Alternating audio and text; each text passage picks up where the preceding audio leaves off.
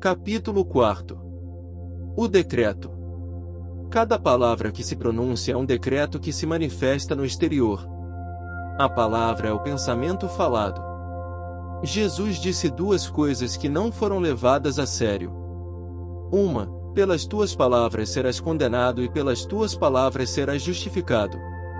Isto não significa que os outros nos julgarão por aquilo que dizemos, apesar disto também ser verdade. Como já terás compreendido, o mestre ensinava metafísica, só que o povo não estava ainda suficientemente maduro para o entender. Em várias ocasiões advertiu, dizendo que tinha ainda muitas outras coisas a dizer, mas que não seriam compreendidas. Noutras ocasiões disse que aquele que tivesse ouvidos para ouvir, ouviria. A segunda referência que fez ao poder da palavra foi: não é aquilo que entra pela boca que intoxica o homem, mas o que da sua boca sai, porque o que da boca sai, do coração procede. Mais claro não pode ser expresso. Proponho-te que tenhas atenção a tudo que decretas num só dia. Vamos recordar-te. Os negócios estão péssimos. As coisas andam muito más. A juventude está perdida.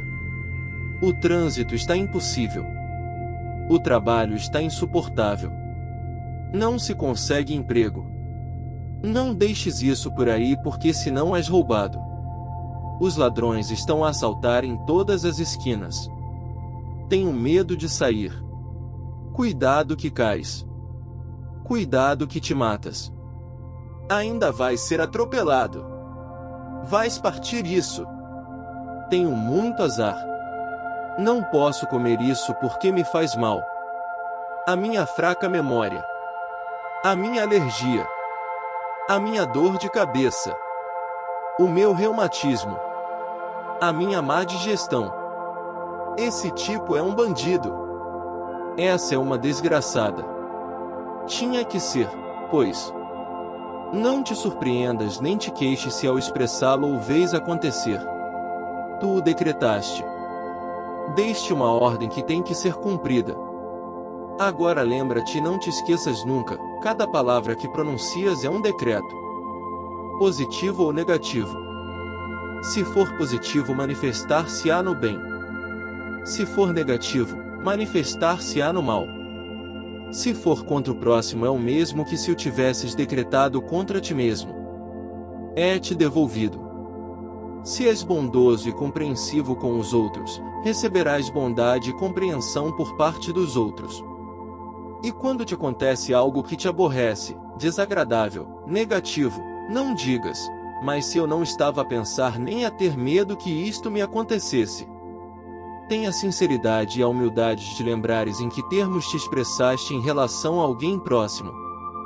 Em que momento saiu do teu coração um conceito velhíssimo, ali arraigado, que se calhar não passa de um costume social como a maior parte desses citados acima, e que tu realmente não tens vontade de continuar a usar. Como o sentimento que acompanha um pensamento é o que se grava com mais firmeza ao subconsciente, Mestre Jesus, que jamais empregou palavras supérfluas, expressou muito bem ao dizer: o que da boca sai, do coração procede, e isto dá-nos a chave inequívoca. O primeiro sentimento que nos ensinam é o medo. Ensinam-nos primeiro os nossos pais e depois os nossos professores de religião. Ao sentirmos medo, o nosso coração acelera. Costumamos dizer: por pouco saía meu coração pela boca, para demonstrar o grau de medo que sentimos em dado momento. O medo é o que está por detrás de todas as frases negativas que te citei acima. São Paulo disse: somos transformados pela renovação das nossas mentes. Cada vez que te des conta de estar a dizer uma frase negativa, saberás o gênero de conceito errado que possuis arraigado no subconsciente, e saberás a que gênero de sentimento obedece, medo ou desamor, acaba com ele, limpa-o, negando-o por mentiroso e afirma a verdade se não queres continuar a manifestá-lo no teu exterior. Ao fim de pouco tempo usando esta prática, notarás que a tua linguagem é outra. Que o teu modo de pensar é outro. Tu e a tua vida se transformarão pela renovação da mente. Quando estiveres reunido com outras pessoas, darás perfeita conta do gênero de conceitos que possuem e poderás constatá-los em tudo o que lhes acontece. Sempre que ouvires conversas negativas, não afirmes nada daquilo que expressam. Pensa: não o aceito nem para mim nem para eles. Não precisas dizê-lo aos outros. É melhor não divulgar a verdade que estás a aprender, não porque tenhas que escondê-la, mas porque existe uma máxima ocultista que diz: quando o discípulo está pronto, o mestre parece. Pela lei da atração, todo aquele que está preparado para subir de grau, é automaticamente aproximado àquele que o pode ajudar a crescer, de maneira que não trates de fazer o trabalho de catequista. Não obrigues ninguém a receber lições sobre a verdade, porque podes te encontrar com aqueles que tu acreditavas estarem mais dispostos, e serem afinal os que menos simpatizavam com a ideia. A isto se referia Jesus quando disse: não deem o santo aos cães, nem deem as pérolas a porcos, não seja que os pisem, e se voltem e os despedacem. Capítulo 5. A fé move montanhas? Por que e como? Toda a gente conhece o ditado e o repete a miúde. Repetem-no como papagaio, pois não sabem o que significa, nem por quê, nem como isso é, que a fé move montanhas. Poucos sabem que o medo também move montanhas. O medo e a fé são uma mesma força. O medo é negativo e a fé é positiva. O medo é a fé no mal. Ou seja, a convicção de que vai acontecer o mal. A fé é a convicção de que o que vai acontecer é bom, ou que vai acabar bem. O medo e a fé são as duas caras da mesma moeda. Repara, tu nunca temes que te aconteça algo de bom. Nem nunca dizes: tens fé em que te vai acontecer o mal. A fé é sempre associada a algo que desejamos, e não creio que tu desejes algo de mal para ti. Tens medo disto, não é? Tudo o que temes atrai e acontece-te. E, quando te acontece, geralmente dizes com um ar triunfante: pois, eu já sabia. Eu pressenti, e sais a correr a contar e repetir, para dar lustre aos teus dotes de clarividente. E o que na realidade aconteceu, é que o pensaste com medo. Pressentiste? Claro. Pressentiste. Tu mesmo estás a dizer. E tu sabes que tudo o que se pensa sentindo ao mesmo tempo uma emoção, é o que se manifesta ou se atrai. Tu mesmo antecipaste e o esperaste. Antecipar e esperar é fé. Agora repara, que tudo o que tu esperas com fé vem a ti, sucede-te. Então, se sabes que isto é assim, o que te impede de usar a fé para tudo o que desejas? Amor, dinheiro, saúde, etc, etc. É uma lei natural. É uma ordem divina. Jesus Cristo ensinou-o com as seguintes palavras que tu conheces: tudo o que pedirdes em oração e acreditando, o recebereis. Não fui eu que inventei isto. Está no capítulo número 21, versículo 22 de São Mateus. E São Marcos o expressa ainda mais claro: tudo o que pedirdes orando, crê que o receberás e vos chegará. São Paulo disse-o por palavras que não têm outra interpretação: a fé é a certeza daquilo que se espera, a convicção daquilo que se vê. Mais acima disse-te que a fé é a convicção do bem. Agora, digo-te que a convicção vem do conhecimento. Suponhamos que tu vives na província e que nunca foste à capital. Queres ir à capital, apanhas o comboio, o autocarro ou o avião. Sabes onde fica a capital e como te dirigires a ela. Um dia vais até a capital e utilizas a melhor forma de lá chegares, mas pelo caminho não vais com medo de um desvio para a lua, pois não?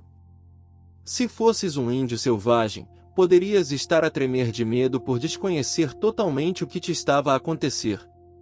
Mas, sendo uma pessoa civilizada, vais calmo, sabendo que a tal ou tal hora chegarás à capital. O que é que te dá essa fé? O conhecimento. A ignorância dos princípios da criação é o que faz com que o mundo tema o mal, não saiba empregar a fé e nem sequer saiba o que ela é.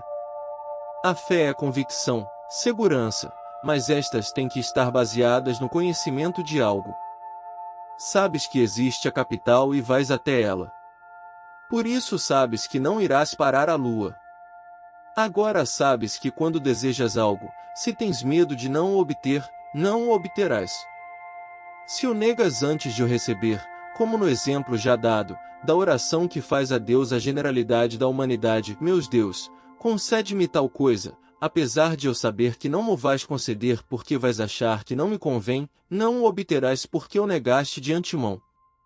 Confessaste que não o esperas. Deixa-me dar-te a fórmula metafísica para se obter qualquer coisa que se deseje. É uma fórmula. Temos que a empregar para tudo. Comprova-a por ti mesmo. Não acredites em mim cegamente. Eu desejo tal coisa. Em harmonia para todos e de acordo com a vontade divina. Sob a graça e de forma perfeita. Obrigado, Pai, que me ouviste. Agora não duvides por um só instante. Empregaste a fórmula mágica. Cumpriste com a lei completa e não tardarás em ver o teu desejo manifestado. Tem paciência. Quanto mais tranquilo esperares, mais depressa verás o resultado. A impaciência, a tensão e o pôr-se a empurrar mentalmente, destroem o tratamento. A fórmula é o que em metafísica se chama um tratamento. Para que saibas o que fizeste ao repetir a fórmula, vou explicar-te o processo detalhadamente. Ao dizeres em harmonia para todos, eliminaste todo o perigo de que a tua conveniência prejudicasse outros, não te sendo possível desejar o mal a outros. Ao dizeres de acordo com a vontade divina, se o que tu desejas é menos perfeito para ti, verás suceder algo muito melhor do que esperavas. Neste caso, significa que o que estavas a querer não ias achar suficiente, não iria resultar em tão bom quanto tu pensavas. A vontade de Deus é perfeita. Ao dizeres sob a graça e de maneira perfeita, é fechado um segredo maravilhoso. Deixa-me dar-te um exemplo daquilo que acontece quando não se sabe pedir sob a graça e perfeição. Uma senhora necessitava urgentemente de um montante em dinheiro, e pediu-o para o dia 15 do mês. Tinha fé absoluta de que o receberia, mas o seu egoísmo e indiferença não a inspirou para pedir considerando mais qualquer coisa. No dia seguinte ao pedido, a sua filha foi acidentada por um carro, e no dia 15 do mês ela recebeu a quantia exata que tinha pedido. Teve que pagá-la à companhia de seguros pelo acidente da filha. Ela trabalhou a lei contra ela mesma. Pedir sob a graça e de maneira perfeita é trabalhar com a lei espiritual. A lei de Deus que se manifesta sempre no plano espiritual.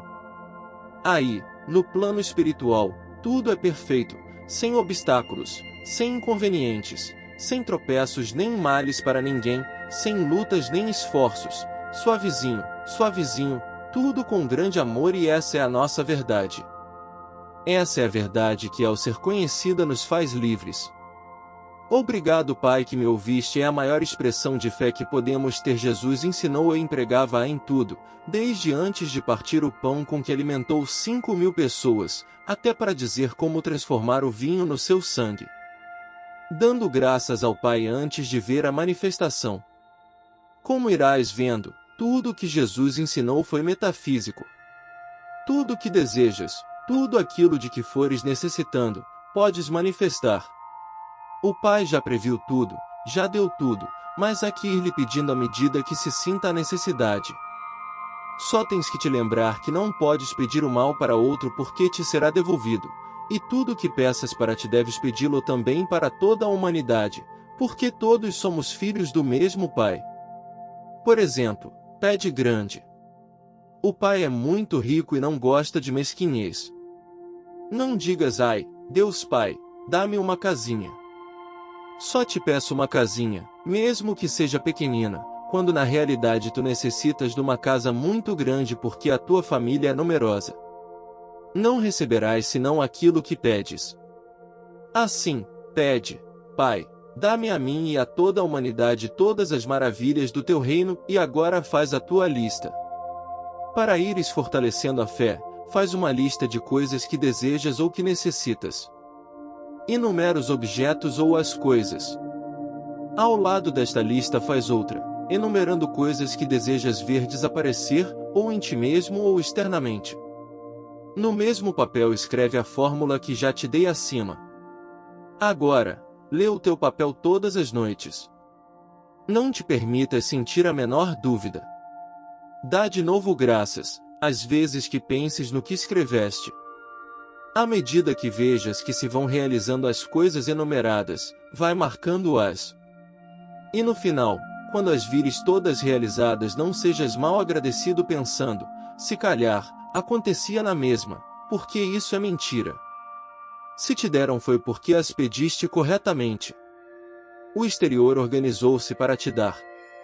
Como já estás muito habituado a sentir medo por uma variedade de razões, cada vez que fores atacado por um medo, repete a fórmula seguinte, que te irá apagando o reflexo que tens gravado no teu subconsciente: eu não tenho medo.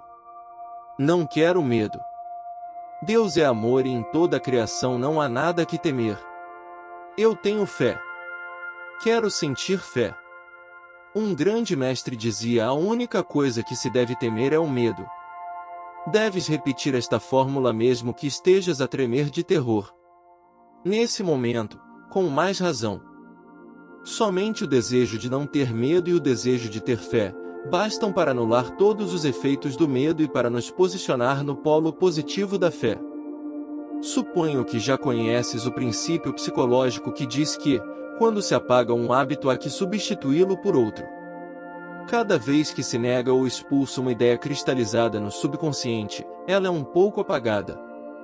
O pequeno vazio que assim se faz, tem que ser preenchido imediatamente com uma ideia contrária. Senão, o vazio atrairá ideias do mesmo tipo e que estão sempre suspensas na atmosfera, pensadas por outros. Pouco a pouco irás vendo que os teus medos desaparecem, se é que tens a vontade de ser perseverante, repetindo a fórmula em todas as circunstâncias que se vão apresentando. Pouco a pouco irás notando que unicamente te acontecem as coisas como tu querias. Pelos seus frutos os conhecereis, disse Jesus. Esta grande ferramenta, o poder do decreto, atrai a nossa atenção na extraordinária história da criação que encontramos nos primeiros capítulos de Gênesis na Bíblia. Sugiro que arranjes algum tempo para ler este maravilhoso relato. Durante a leitura darás conta que o homem, quero dizer tu e eu, não foi criado para ser a peça do jogo das circunstâncias, a vítima das condições ou um malandro empurrado de um lado para o outro por poderes fora do seu controle. Em vez disto, vemos que o homem ocupa o pináculo da criação, que longe de ser o mais insignificante do universo é, pela mesma natureza dos poderes com o qual foi brindado pelo seu Criador, a suprema autoridade designada por Deus para reger a terra e toda a coisa criada. O homem está dotado dos mesmos poderes do Criador, porque é feito à sua imagem e semelhança. O homem é o instrumento pelo qual a sabedoria, o amor, a vida e o poder do Espírito Criador se expressa em plenitude. Deus situou o homem no universo que responde e obedece, incluindo seu corpo, os seus assuntos, o seu ambiente, sem outra alternativa senão a de levar a efeitos éditos ou decretos da sua suprema autoridade. O poder de decretar é absoluto no homem, o domínio que Deus lhe deu, irrevogável, e ainda que a natureza básica do universo seja boa na avaliação feita pelo Criador, pode aparecer perante o homem, somente como ele decretou que apareça. Vemos que, enquanto o homem foi obediente ao seu Criador, manteve o seu poder de pensar e fazer decretos ao tom do Espírito do bem que é a estrutura da criação, viveu num universo de bem, num jardim de Éden.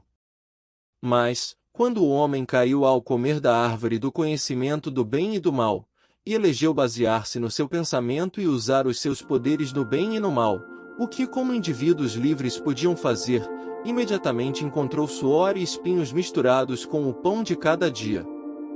Desde a caída, o homem atarefou-se a declarar o seu mundo bom ou mau, e as experiências tornaram-se de acordo com os seus decretos.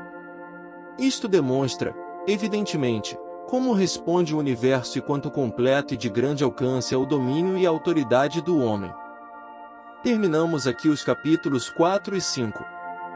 Curta, compartilhe. Espero que goste. O livro está sendo dividido por capítulos para poder facilitar para você. Assim, poderá ser ouvido muitas e muitas vezes o mesmo capítulo, facilitando a absorção do conteúdo. Gratidão por nos seguir. Será sempre bem-vindo. Que a paz que emana do todo esteja com você. Até o próximo capítulo.